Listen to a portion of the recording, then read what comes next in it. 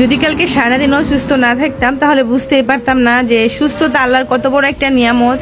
আসলে আমরা যখন সুস্থ থাকি তখন আল্লাহর কথা ভুলে যাই, আর যখন অসুস্থ হই তখন আল্লাহর কথা জপতে জপতে আমাদের গলা থেকে পা থেকে মাথা পর্যন্ত সবকিছু শুকিয়ে যায়। আসলে আমরা অনেক নির্মুখ হারাম, তাই না?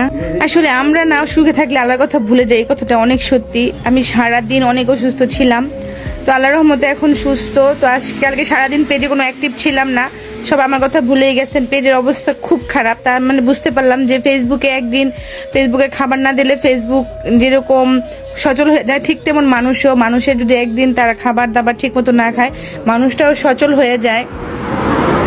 আসলে সুস্থতা আল্লাহর কত বড় একটা নিয়ামত। আমি যদি অসুস্থ না হতাম তাহলে বুঝতেই পারতাম না। তো ফেসবুকে কাজ না করার কালকে পেজ অনেক ডাউন হয়ে গেছে। আর ফেসবুক হয়তো নতুন আপডেটের কারণে 25 সালে নতুন আপডেট আসবে, তার জন্য ফেসবুক এরকম সবাইকে এরকম ডাউন করে দিতেছে। হয়তো এটার আল্লাহর একটা ধৈর্যের পরীক্ষা। যাই হোক, সবাই একটু দোয়া করবেন ইনশাল্লাহ। ধন্যবাদ সবাই।